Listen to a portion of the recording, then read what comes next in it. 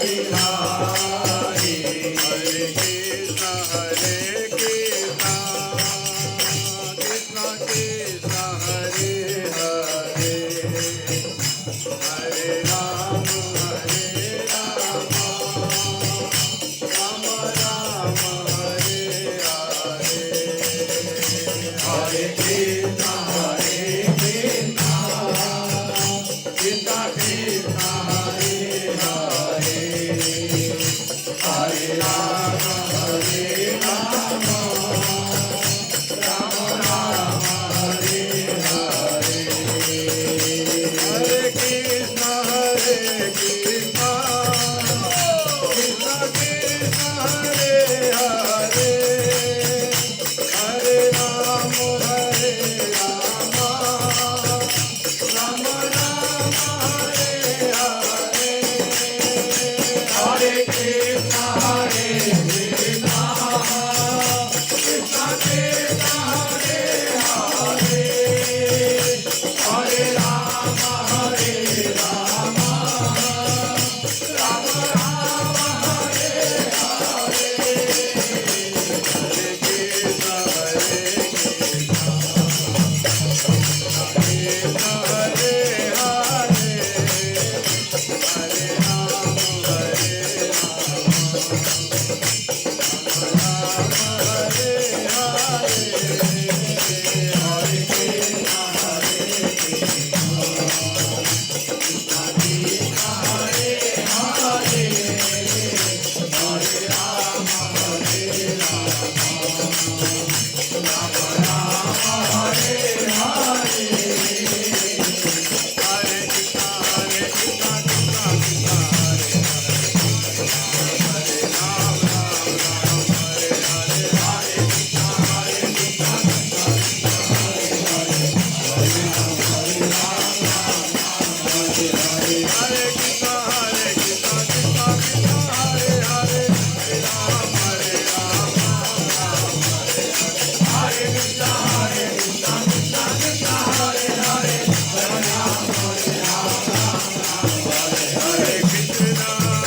हरे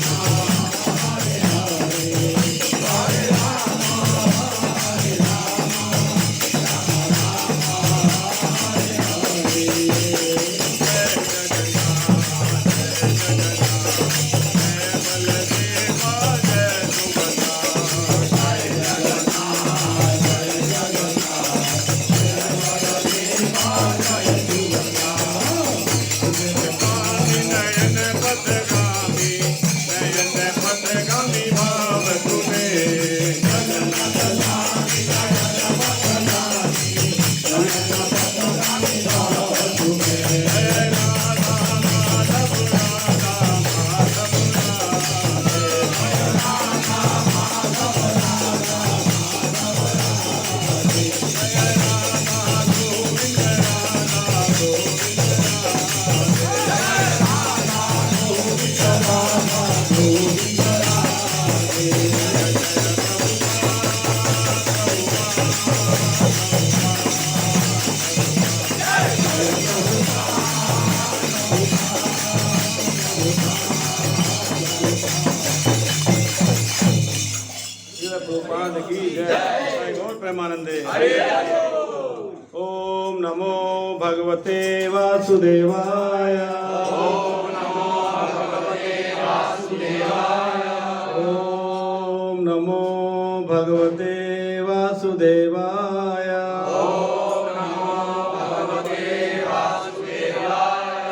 ओम नमो भगवते वासुदेवाय। ओम नमो भगवते वासुदेवाय। नारायणं नमस्कृतं नारायणं नमस्कृतं नरं चैव नरोत्तमं नरं चैव नरोत्तमं देवीं सरस्वतीं व्यासं देवीं सरस्वतीं व्यासं ततो ततोर्जय मुदिरये ततो जयमुदीरये नष्टप्रायेषु अभद्रेषु नष्टप्रायेषु अभद्रेषु नित्यं भागवत सेवया नित्यं भागवत सेवया भगवति उत्तम श्लोके भगवति उत्तमश्लोके भक्तिर्भवति नष्टके भक्ति भवति नष्टके कृष्णाय वासुदेवाय कृष्णाय वासुदेवाय देवकी नंदनाय च देवकी नन्दनाय च नन्दगोपकुमाराय नन्दगोपकुमाराय गोविन्दाय नमो नमः। गोविन्दाय नमो नमः।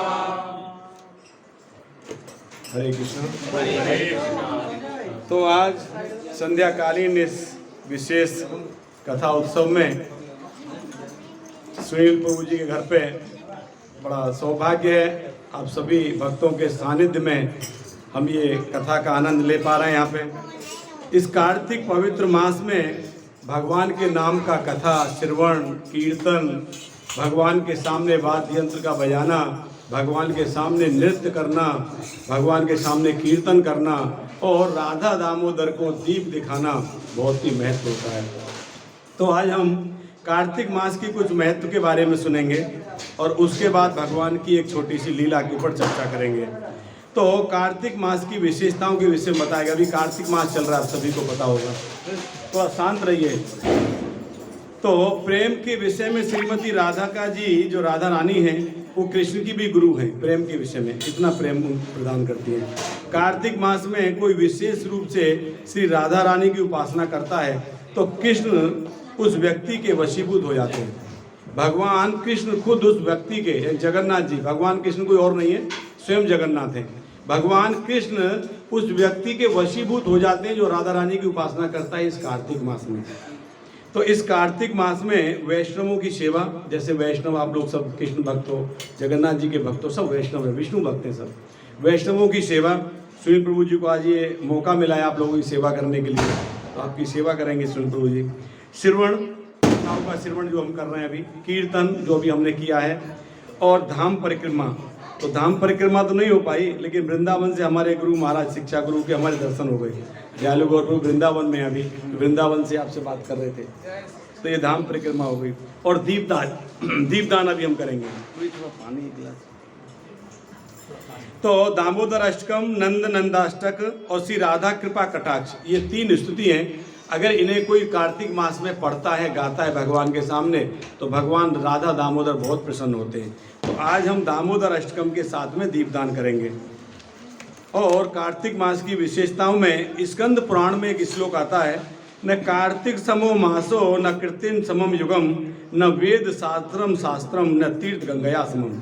ब्रह्मा जी नारद मुनि से कहते हैं इसके विषय में, कहते हैं कि सभी प्रकार के दान से जो फल अर्जित होता है वह कार्तिक मास के अर्जित फल के कोटि अंश के बराबर भी नहीं होता। हम कितने भी प्रकार के पुण्य करते हैं, उसका जो हमें फल प्राप्त होता है, कार्तिक मास के जो हमें कार्तिक में दीपदान करने का जो पुण्य मिलता है, उसके 1 अंश के बराबर भी नहीं है वो बाकी पुण्य। तो कार्तिक मास का इतना विशेषता है।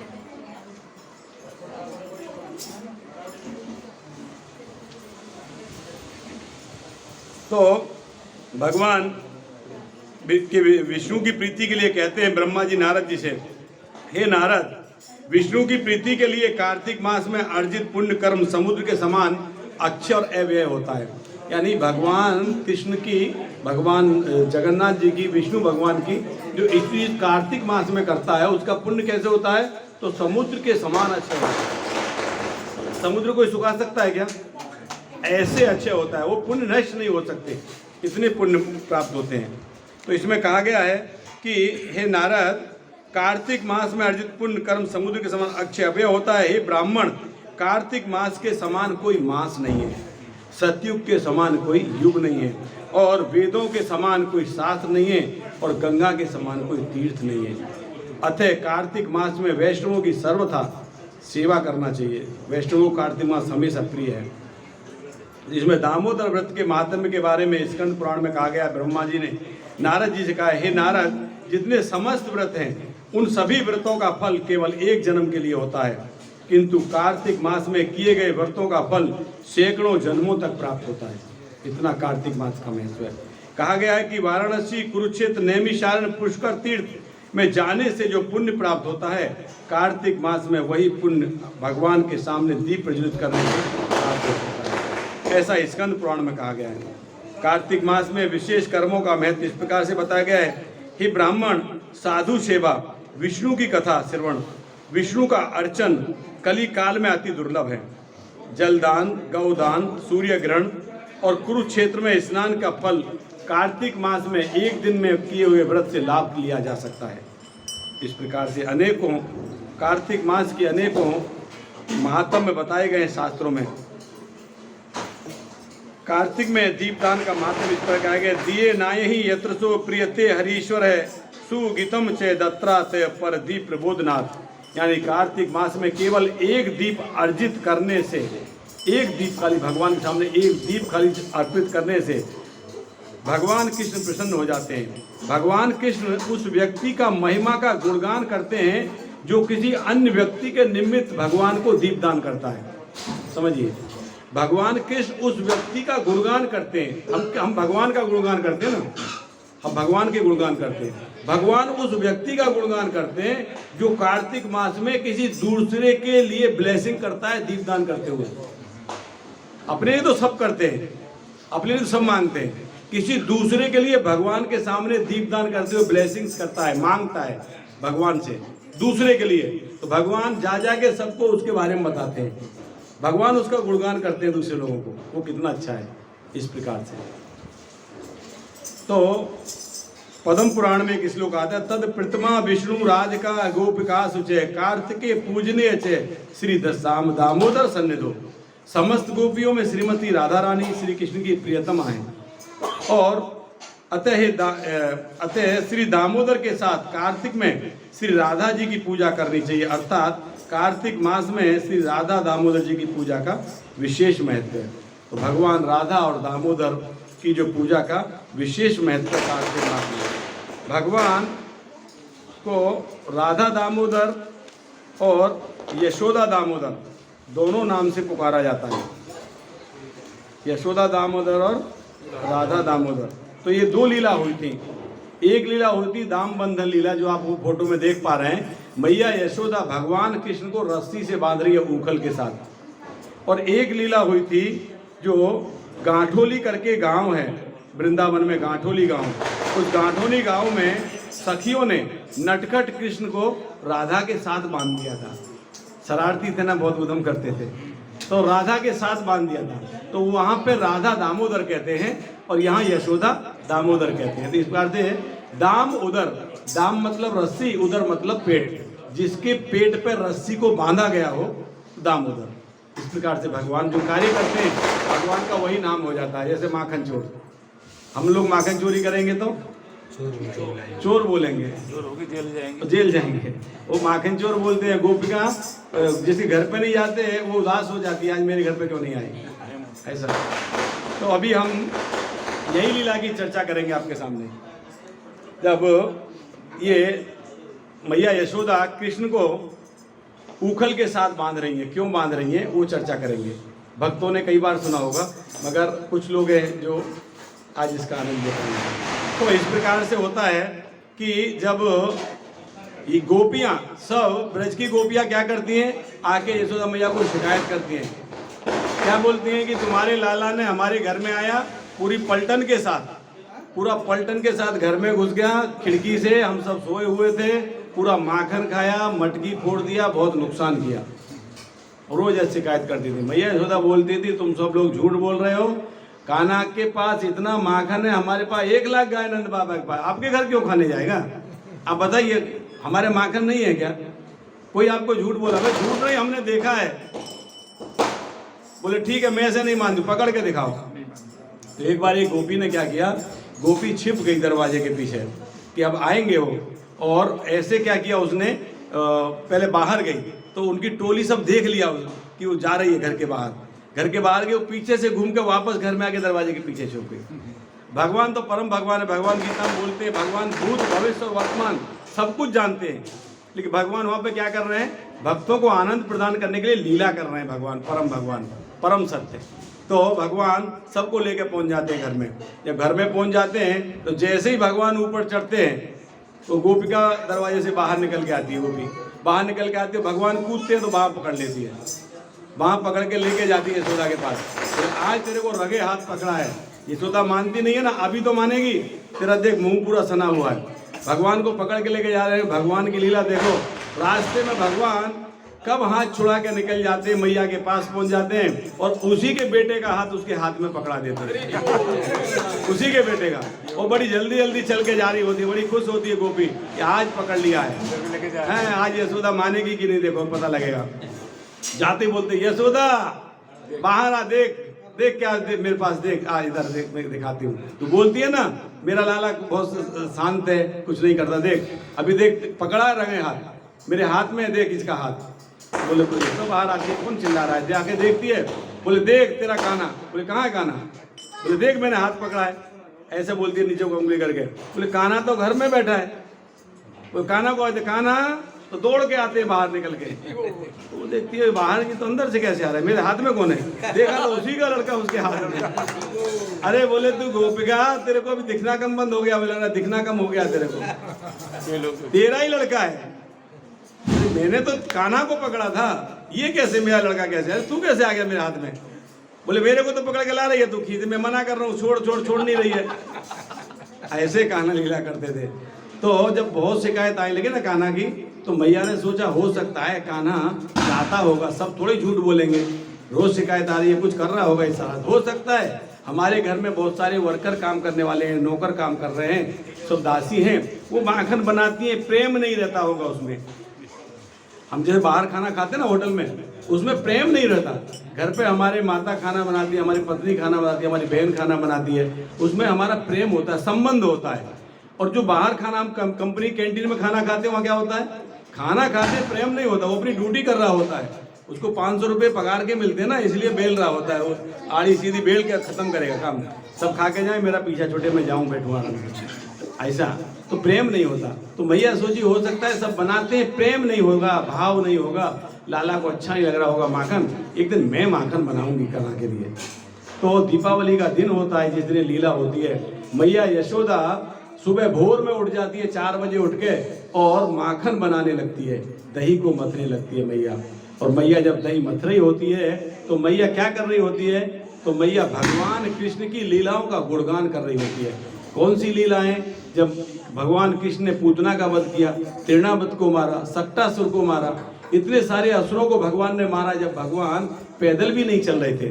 पूतना को मारा तो कितने दिन के थे? छठी पूजने का उत्सव था, 6 दिन के थे भगवान। तो पूतना जहर लगा के आई थी स्तनों में, तो भगवान को मालूम था, कंस ने भेजा है, भगवान ने उसको उसके भगवान के धाम में पहुंचा दिया, माँ का दर्जा दिया, दाय का दर्जा दिया, क्योंकि उसका स्तनपान किया भगवान ने, माँ का दर्जा दिया। परम भगवान इतने कृपालु हैं, भगवान असुरों पे भी कृपा करते हैं, तो फिर भक्तों पे कृपा क्यों नहीं करेंगे? इतने कृपालु हैं परम भगवान। तो इन्हीं लीलाओं को मैया यशोदा गा रही थी, गीत में गा रही थी, और आंख बंद करके दही को मथ रही थी। तो मैया यशोदा की सब इंद्रियां भगवान की सेवा में लगी हुई थी, परम भगवान की सेवा में।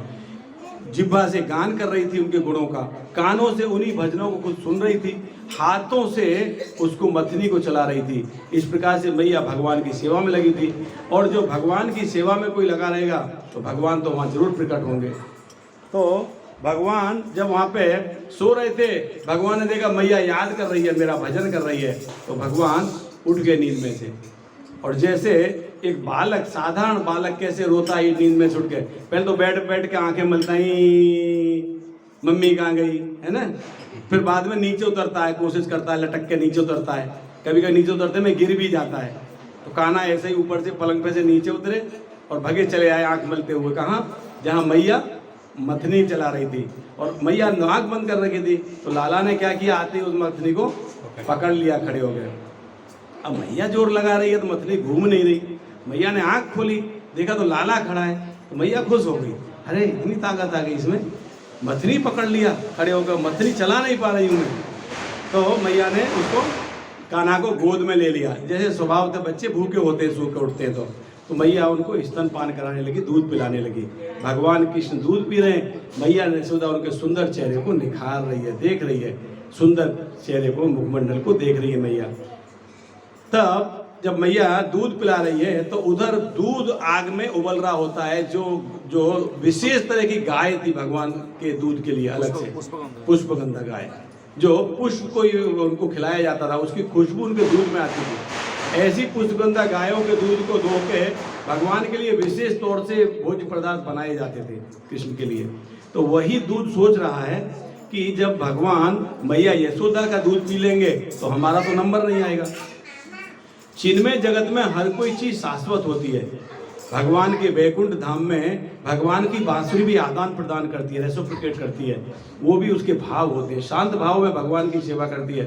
भगवान की लाठी, भगवान का कुंडल भी एक भाव में भगवान की सेवा करते हैं, उनका एक व्यक्तित्व है। ठीक उसी प्रकार से दूध भी चिन्मय जगत में दूध का भी एक व्यक्तित्व है। तो दूध ऐसा भाव प्रकट कर रहा है कि भगवान की सेवा में हम नहीं जा पाएंगे तो हमारा ये जीवन ही व्यर्थ है, तो हम ये जीवन त्याग देते हैं। दूध में उफान आता है, दूध उबल के आग में गिरना प्रारंभ हो जाता है। जब दूध आग में गिर रहा होता है तो छन छन की आवाज़ आती है। जैसे नहीं घर में चाय निकलती है तो कहीं दौड़ के जाते हैं, चाय निकल गई, ऐसे तो दूध की आवाज़ आती है। तो मैया यशोदा कान्हा को गोद में से उठा के नीचे बिठा देती है और दूध को बचाने के लिए दौड़ के जाती है, दूध को उठा के आग से अलग रखती है। भगवान कृष्ण देख रहे होते हैं कि ये क्या कर रही है मैया, मेरे को नीचे रख दिया। परम भगवान, पूरे जगत का नियंता भगवान गीता में बोलते हैं, अहम सर्वस्व प्रभु मत सर्वम प्रवर्ते इति मत्वा भजन्ते माम बुधा भाव समन्वित है। मैं ही सबका मालिक हूँ, सब कुछ मेरे द्वारा प्रकट होता है। ब्रह्मा जी को भगवान ने अपने नाभि कमल से प्रकट किया। ब्रह्मा जी ने सृष्टि की, सृष्टि चलायमान नहीं हो रही थी, ब्रह्मा जी ने वापस प्रार्थना की। भगवान विष्णु गर्भोदकशाही विष्णु के रूप में भगवान जो पूरे ब्रह्मांड को धारण किए, वही भगवान वापिस क्षीरोदकशाही विष्णु के रूप में प्रकट होके और हर एक जीव के हृदय में परमात्मा के रूप में विराजमान है, जिससे पूरी सृष्टि चलायमान हो रही है। भगवान की कृपा के कुछ नहीं हो सकता। तो ऐसे परम भगवान मैया यशोदा के घर में एक बाल रूप में आए हैं मैया की सेवा लेने के लिए। वो भगवान जब नीचे बैठा दिए तो भगवान क्रोधित हो गए, बोले मैया तो बहुत बुरा जुल्म कर रही है, हम तो आए कहाँ वैकुंठ छोड़ के मैया के यहाँ मथुरा में, और मैया नीचे बिठा दी, देखो हमारी तो कोई इज्जत ही नहीं है। जैसे भगवान बहुत क्रोध हो जाते हैं। तो उनको क्या नजर में आता है, एक पत्थर पड़ा होता है वहाँ पे, चटनी को पीसते ना, चटनी सिलबट का बट्टा जो होता है, वो बट्टा पकड़ के भगवान वो मटके के नीचे मार देते हैं, तो मटका नीचे से फूट जाता है। और मटका फूट जाता है तो जैसे साधारण बालक कोई नुकसान करने के बाद डर जाता है ना, भगवान वैसे डर गए, भयभीत हो गए, मैया मारेगी, बहुत बड़ा नुकसान कर दिया, मटका फोड़ दिया, दही बखेर दी, सब डर जाते हैं। भगवान ऐसी लीला करते हैं। और डर के क्या करते हैं, और दही के ऊपर से ही भागते हुए अंदर कमरे में छुप जाते हैं जाके। जब दही के ऊपर से भगवान भाग के जा रहे होते हैं तो भगवान के पैर दही में सन जाते हैं और छोटे छोटे पैरों के निशान भगवान के बनते चले जाते हैं, इधर भगवान भाग के जाते हैं। अब भगवान जो जिस भगवान से सब भयभीत होते हैं, जिस भगवान से भय भी भयभीत होता है, जिस भगवान से यमराज भयभीत होते हैं, ऐसे भगवान मैया से भयभीत हो रहे हैं। देखिए लीला भगवान की। भगवान अंदर चले जाते हैं, ऊखल के ऊपर चढ़ जाते हैं और ऊखल के ऊपर चढ़ के मक्खन खा रहे होते हैं। और वहाँ पे खिड़कियों से बंदर आ जाते हैं, बंदरों को मक्खन खिला रहे होते हैं, खाओ बंदर, सबको बंदरों को फेंक रहे होते हैं। बंदर बोल रहे होते हैं कि आज खाना बहुत खिला रहा है, बोले खाओ ना, मेरे बहुत माखन है। तुम लोगों ने जब मैं त्रेता में, जब मैं जंगल में भटक रहा था, वन भटक रहा था, वो समय तुमने मेरी बहुत सहायता की थी सीता मैया को ढूंढने के समय। तो तब तो मेरे पास कुछ था ही नहीं आपको खिलाने पिलाने के लिए, मैं खुद छाल पेड़ के सब खा पी के जी रहा था, फल फूल खा के।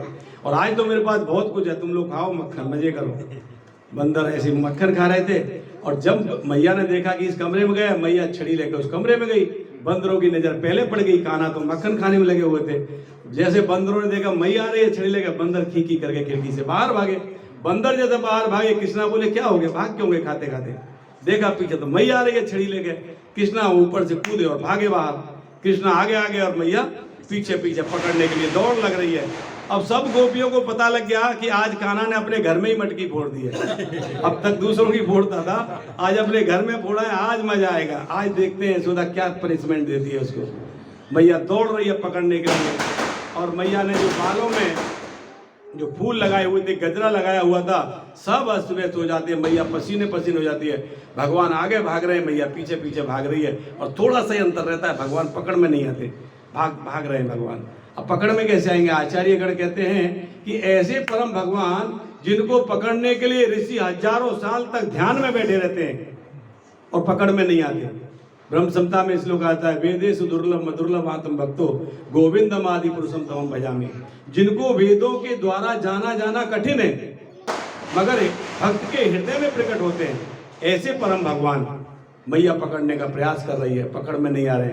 भगवान देख रहे हैं कि सब गोपियां हंस रही हैं और मैया भाग रही है, और गोपियां हंस रही हैं, सब आनंद ले रही हैं सब भगवान की लीला का। फिर भगवान स्लो हो जाते हैं, धीरे हो जाते हैं, पकड़ में आ जाते हैं। मैया पकड़ लेती है, और पकड़ में आने के बाद भगवान फिर इस प्रकार से रोना शुरू करते हैं। सुबक सुबक के रो रहे होते हैं, आंख मल मल के रो रहे होते हैं, पूरे आंसू गिर रहे होते हैं भगवान के, इतने डर जाते हैं। फिर मैया भगवान की हालत देख के मैया डर जाती है, ये लाला बहुत डर गया है, छड़ी फेंक देती हूँ, कहीं ऐसा नहीं हो इसको और कुछ हो जाए, गस आ जाए, चक्कर आ जाएगा, बहुत डर गया, बहुत भयभीत है। छड़ी फेंक देती है मैया। छड़ी फेंक के फिर बोली, अब तूने गलती तो किया है, पनिशमेंट तो मिलेगा।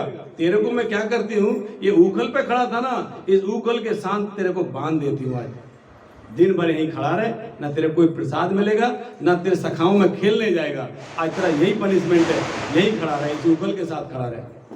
तो भगवान को बांधने का प्रयास करती है मैया, रस्सी लेके आती है, रस्सी बांध के प्रयास करती है तो रस्सी 2 उंगल कम पड़ जाती है, और गोपियां रस्सी ला के देती हैं, वो रस्सी जोड़ती है, फिर बांधने का प्रयास करती है, फिर इतना ही कम पड़ती है। तो ये सोचने की बात है, यह माया प्रभाव कर रही है, योग माया के प्रभाव से। कोई समझ नहीं पा रहा है कि एक रस्सी में उतनी बड़ी रस्सी जोड़ने के बाद वापस फिर इतना ही क्यों कम पड़ रही है। तो योग माया का प्रभाव है, भगवान बंद नहीं रहे। तब वहाँ राधा रानी आती है। राधा रानी आने के बाद में राधा रानी अपने बालों से रिबन निकाल के देती है। बालों में रिबन बांधते ना, कपड़े का जो इतना बड़ा रहता है, वो रिबन निकाल के राधा रानी देती है, मैया ले याते बांध दे, याते बांध, याते बन जाए वो। तो रिबन निकाल के देती है, मैया गांठ मारती है, रिबन से बांधती है, भगवान बन जाते हैं। राधा के प्रेम से, मैया के प्रयास से भगवान बन जाते हैं। तो इस प्रकार से यहाँ पे आचार्यगण बोलते हैं कि 2 उंगल जो कम पड़ते हैं वो 2 चीज़ है। एक तो भक्त का प्रयास है, हमारा प्रयास नहीं होगा तो हम भगवान को नहीं पकड़ पाएंगे, और दूसरा भगवान की कृपा है। भगवान जब तक कृपा नहीं करेंगे तब तक हम भगवान को नहीं पकड़ पाएंगे। तो भक्त का प्रयास और भगवान की कृपा जब दोनों होगी तो हम भगवान को पा सकते हैं। ये भगवान के यहाँ पर लीला हुई। इस प्रकार से मैया ने बांध दिया। जब बांध दिया तो वहाँ जो सखा खेल रहे थे सब बाहर, एक झांक रहे हैं कान्हा कैसे नहीं आया खेलने, सब खेल रहे, कान्हा कैसे नहीं आया। तो घर में अब दूर से ही देखता है दरवाजे से, तो कान्हा उधर कोने में बंधे हुए हैं उगल के साथ। वो वापस लौट जाता है सखा उनका, दाऊ जी को बोलता है, भैया को, अपने को, बड़े भाई को, दाऊ जी बलराम जी को बोलता है। बलराम जी बोलते हैं क्या हुआ, कान्हा क्यों नहीं आया? अरे बोले कान्हा को बांध दिया है कोई। बांध दिया है? कौन बांध दिया है? तो देखो जाके बांधा हुआ, खड़ा हुआ, रो रहा है। अरे बलराम तो क्रोधित हो जाते हैं। बलराम तो अनंत शेष है, भगवान के सिंहासन है, बलराम अनंत शेष है, भगवान उन्हीं की सैया पर लेटते हैं, अनंत शेष है, बड़े भाई के रूप में प्रकट हुए, क्रोधित हो जाते हैं। भगवान को बांध दिया, परम भगवान को बांध दिया। कौन बांधा है? अंदर जाते हैं, अंदर जाके बोलते कौन बांधा भगवान को? मैया काम कर रही थी, बोले कौन चिल्ला रहा है बाहर? बाहर निकल के आती है, देखती है क्या हुआ, भगवान को कौन बांधा? कौन भगवान? बोले कान्हा। बोले भगवान है? बोले हाँ भगवान है। कौन बांधा? बोले मैंने बांधा। तो ये भगवान को तुमने बांधने का तुम्हारा हिम्मत कैसे हुआ? ये परम भगवान है, तुमको मालूम है क्या? अच्छा, और तुम कौन है? बोले मैं अनंत शेष हूँ। बोले अच्छा, सब देवता मेरे घर में आ गए क्या? छड़ी लाना मेरी। बलराम भागे वहां से, बोले भाई मेरे बस का नहीं है संभालना, तुम संभाल मैया को। फिर भगवान को याद आता है कि नल कुबेर और मणिग्रीव नामक 2 वृक्ष के रूप में भगवान के आंगन में खड़े थे। देवताओं के 100 वर्ष तक खड़े थे, वो भगवान की प्रतीक्षा कर रहे थे। एक लीला हुई थी, जब नारद मुनि कैलाश को जा रहे थे तो मंदाकिनी में कुबेर के दोनों पुत्र मणिग्रीव और नल कुबेर दोनों निर्वस्त्र होकर कुछ स्त्रियों के साथ मंदाकिनी में स्नान कर रहे थे। और दारूणी पिए हुए थे। दारूणी एक पेड़ की एक रस होता है, इसको मदरा कहते हैं। वो पी के वहाँ पे स्त्रियों के साथ में निर्वस्त्र स्नान कर रही थी मंदाकिनी में, इतने पवित्र स्थान में। जब भगवान जब नारद मुनि जा रहे होते हैं तो नारद मुनि को देख के वो स्त्रियां बाहर आ जाती हैं, अपने वस्त्र ले लेती हैं, और वो दोनों पुत्र ऐसे ही निर्वस्त्र बाहर आके खड़े हो जाते हैं नारद मुनि के सामने। तो नारद मुनि उनके ऊपर कृपा करते हैं, श्राप देते हैं, कृपा करके श्राप देते हैं। तो ब्राह्मणों का श्राप भी एक प्रकार की कृपा होती है। ब्राह्मण जो श्राप भी देते हैं तो उसके पीछे कुछ उद्देश्य होता है। तो नारद मुनि उनको श्राप देते हैं, कहते हैं तुम लोग वृक्ष की तरह निर्वस्त्र खड़े हो, तुम लोगों को वस्त्र नहीं पहनने को हो रहा है, ठीक है, तुमको वृक्ष बनना चाहिए, जाइए तुम गोकुल में जाके वृंदावन में जाके वृक्ष बन जाइए। अब जैसे उन्होंने बोला कि वृक्ष बन जाइए, ऋषि का श्राप है, वो तो फलीभूत होना है। डर गए दोनों, भयभीत हो गए, ऋषि के सामने हाथ जोड़ के खड़े हो गए, विनती करने लगे, हमसे अपराध हुआ, हमें क्षमा करिए। ऋषि बोले कि आप वृक्ष बन जाइए और एक समय पे भगवान स्वयं वहां प्रकट होंगे और आपको दर्शन देंगे, भगवान नारायण आपको दर्शन देंगे वहां पे, आप जाइए वहां पे। तो देवताओं के 100 वर्ष तक वहां पे खड़े रहते हैं।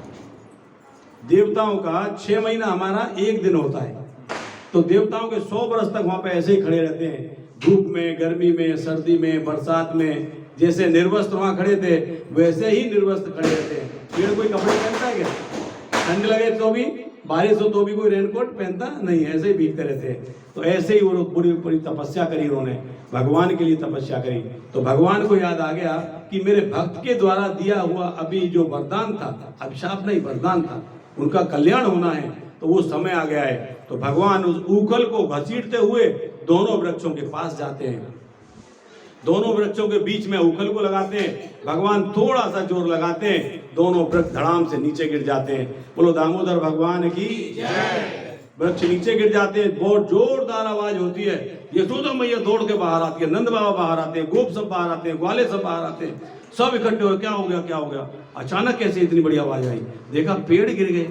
बोले पेड़ कैसे गिर गए, ये तो गिरने नहीं चाहिए थे, आंधी में, तूफान में, बरसात में कभी नहीं गिरे, आज अचानक ऐसे मौसम में कैसे गिर गए पेड़। दीपावली के दिन कौन सी आंधी आती है, कोई बरसात होती है क्या? कुछ नहीं होता, ऐसे मौसम में पेड़ कैसे गिर गए। तो बच्चे खेल रहे थे, बच्चे बोलने लगे लाला ने गिराए, वो लाला ने कान्हा ने गिराए। तो नंद बाबा बोले पागल हो गए हो क्या तुम, इतने बड़े बड़े पेड़ छोटा सा बालक गिराएगा क्या। तो भगवान को कोई परम भगवान मानता नहीं था, सब लोग कैसे मानते थे, नंद बाबा यशोदा लाला ही मानते थे छोटा सा, और भगवान भी ऐसी लीला करते थे। जब भगवान को नंद बाबा बोलते थे कि लाला मैं बाहर जा रहा हूँ, मेरी जूती लेके आ, तो भगवान जूती उठा नहीं पाते थे, तो एक एक करके उठा के सर पे रखते थे और सर पे जूती रख के नंद बाबा के पास आते थे। ऐसे भगवान, परम भगवान जो पूरे ब्रह्मांड को अपने अंदर समाये हुए हैं। जब भगवान श्वास लेते हैं तो भगवान के अंदर से ब्रह्मांड, जब श्वास लेते हैं तो पूरे ब्रह्मांड भगवान के अंदर समा जाते हैं, और जब श्वास छोड़ते हैं तो वापस ब्रह्मांड प्रकट होते हैं। एको पसोरस यतु जगदंड कोटि यक्षक्तिरस्त जगदंड चयाय दंत अंडांतरस्त परमाणु चयांतरस्तम गोविंदमादि पुरुषम तमं भजामि। ऐसे भगवान एको पसो रचयतुम जगदंड कोटि, ऐसे भगवान जो कोटि जगदंड करोड़ों ब्रह्मांडों का निर्माण करते हैं, ऐसे परम भगवान छोटा सा बालक बनके नंद बाबा की जूती उठा नहीं पा रहे हैं, हाथ में नहीं उठा पा रहे हैं, जूती भारी हो रही है उनको, बाबा की सर पर रख के लेके जा रहे हैं। ऐसी भगवान लीला करते थे, ऐसे मोहते थे भक्तों को। तो भगवान को गोद में उठा लेते हैं, जाके दौड़ के देखते नंद बाबा बांधा हुआ है, बोलते कौन बांध दिया इसको। यशोदा बोली मैंने ही बांध दिया था। अरे बोले ऐसे बच्चे को बांधते हैं क्या, अभी कुछ हो जाता तो पेड़ में दब जाता बच्चा। खोल देते हैं, रस्सी खोल के गोद में लेके अंदर घर में लेके जाते हैं, गौमूत्र और गोबर से स्नान कराते हैं, नजर उतारते हैं, मैया यशोदा अपना स्तन पान कराती है, दूध पिलाती है। भगवान जब शांत हो जाते हैं और उसके बाद में सब लोग अपने अपने काम में लग जाते हैं। तो इस प्रकार से ये दामोदर मास में ये लीला हुई थी भगवान की। भगवान ऐसे सुबह सुबह के रो रहे थे कि मैया डर गई कि ये लाला मेरा डर जाएगा, मैया ने छड़ी फेंक दी। तो इस प्रकार से भगवान भक्तों को आनंद प्रदान करने के लिए ये लीला होती है। कि दामोदर अष्टकम लीला अभी हमारे भक्त लोग आपको गाएंगे और उसके बाद हम दीप ऑफर करेंगे। सभी पहले माता जी लोग ऑफर करेंगे, उसके बाद प्रभु जी लोग ऑफर करेंगे। दामोदर अष्टकम करते हैं। बोलो दामोदर भगवान की, राधा दामोदर की, यशोदा दामोदर की, निताय गौर प्रेमानंदे। पेपर ब्राउन ऑरेंज वाले थैले में है।